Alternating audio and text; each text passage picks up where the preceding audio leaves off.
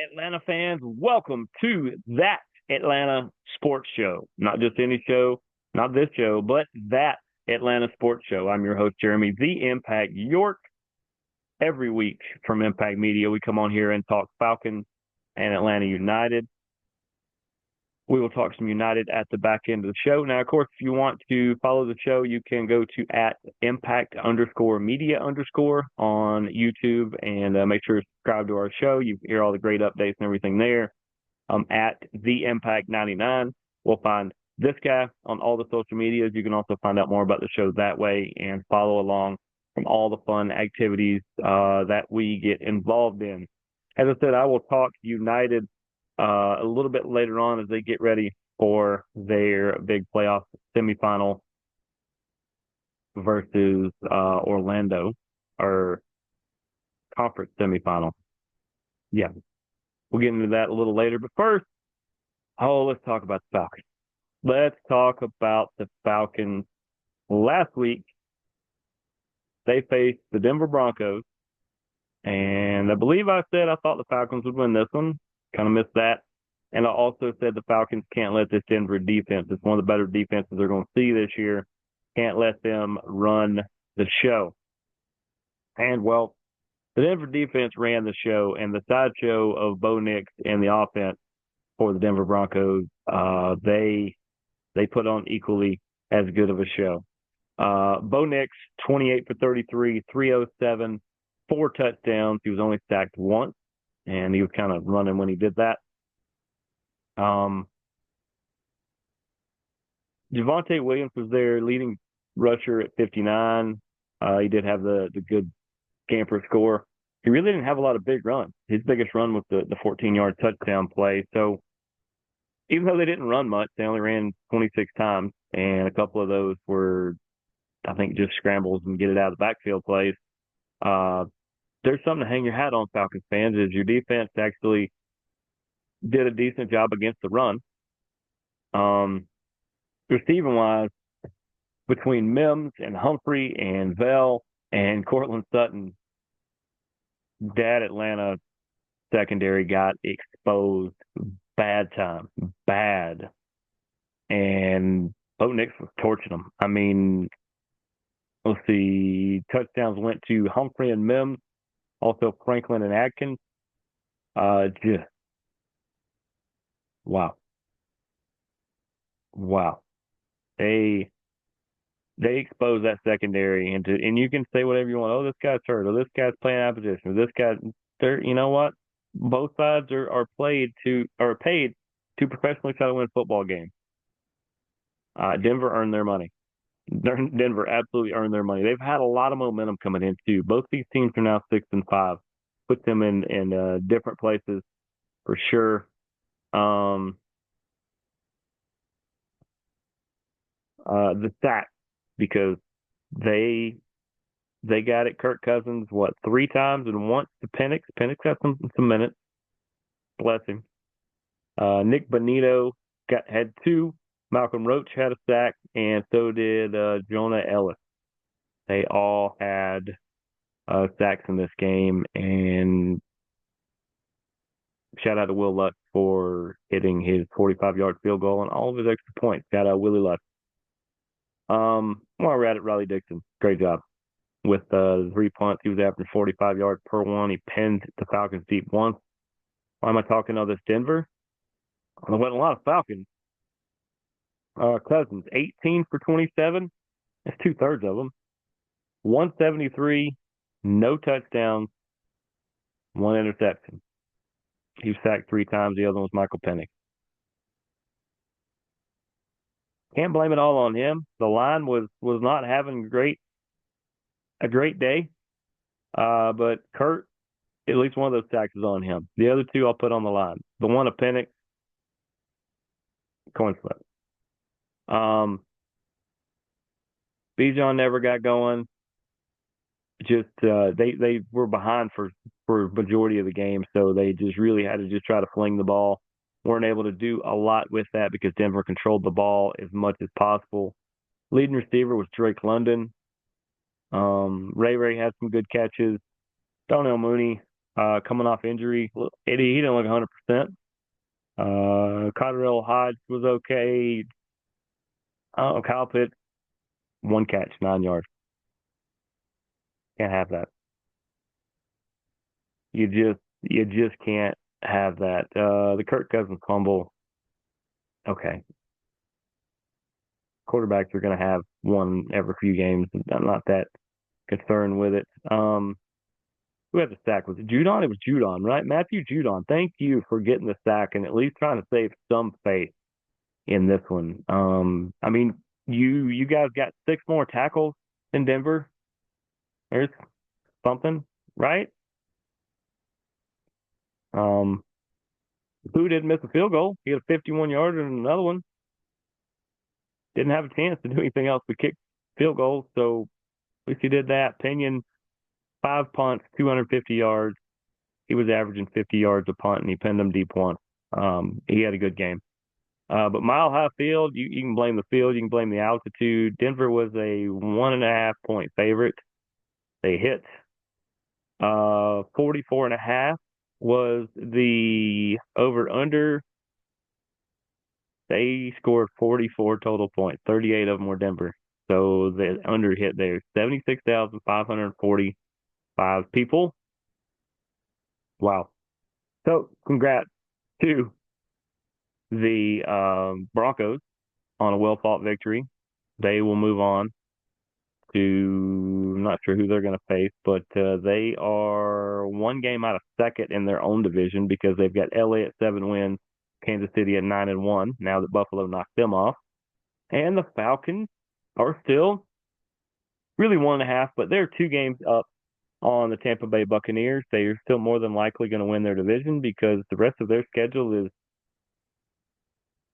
about four. Let's see, they played 11 games. So, yeah, 4 of the 6 are people that you should absolutely beat, and the other 2, you're probably going to be favored. I think you got Carolina one more time. The Saints lurking around behind there, too, are 2 games back as well. So we'll kind of see where that goes. I don't feel bad about it, but I don't feel great either. The Thursday night game did kick off a few minutes ago. No idea what's going on in that one. Where the Falcons actually on a bye week? They look to be on a bye week. Cool. They need it. They need a bye week. They are on a bye week. I just remembered my fantasy lineup. They are on a bye week and they need it. They need to get some people healthy. They need to straighten some stuff out. And Kurt needs a nice bath. Kurt needs a nice bath. But Falcons fans, once again, you're still in the driver's seat. You're at 6-5. I think 9 or 10 wins you the division. To be on the safe side, 10, but I think 9-8 will probably win your division. 10-7 is where you really should be. You should, like I said, you can still win 10, 11, 12 games. If you're going to win 12, you got to win the rest of them. So put it at 10. I think this team goes 4-2 in the next few games, and I think that's just where they end up. I think that's just where they end up. All right, let's go into Atlanta United. We talked last time about the big win they had over Miami, and that will propel them into a matchup this Sunday. Oh, there's a chance I could see some of this. This Sunday in Orlando. Shout out to my buddy Mike Sigmund in Orlando. Met him at a bowl game many, many years ago, and he's been a really good friend. We will have to agree to disagree on this one, Mike, because you told me that you are really excited for this game. I agree. You said you are really excited to cheer for Orlando. I'm excited for you that you like Orlando, but I'm not. Nope. Gotta go. Gotta go United. Gotta go United on this one. Uh, Not just because they're the home team, not just because they're the team I cheer for. Orlando's winning this. Orlando is absolutely winning this game. No, not Orlando. Sorry. Atlanta is absolutely winning this game. See, Mike, you got me crossed up, but Atlanta is going to win this game. It is going to be I like 2-1, but I feel like Orlando could get a second somehow. So maybe it's 3-2. We're gonna go 3-2. I hope it's 3-1. I hope it's 3-0. 3-0 would be great. Give the three goals. I am going to say,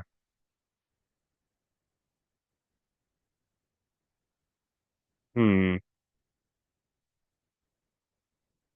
I'm going to say, if I can get the list that I was just looking at, it is not going to show me, so I will take a different list. Here we go. I'm going to say the three goals are going to come from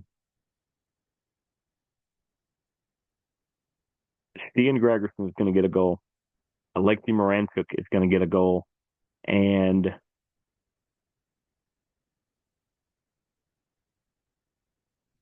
Saba. Give me Saba. Saba Lobanese, and in case he doesn't play, we'll say Tiari. But Lobanese, Gregerson, and Moranchuk are going to end up with the goals for United. I think they have started to play. Somebody mentioned this when they talked to Brad Guzan at a media day or something like that. They said, what made the Tata team so great was that they'd play to get into the playoffs, and then it would go in a defense centric mode and control games, and that's how they were able to win all those games before. That he kind of acknowledged that as well, and that's not a bad way to look at this one. That's what I would try to do. I would try to shut down the Orlando attack. Um, you know what? Torres and Maguire and Enrique. Yeah, I think Duncan Maguire is the one that I would really. I know Torres scores more.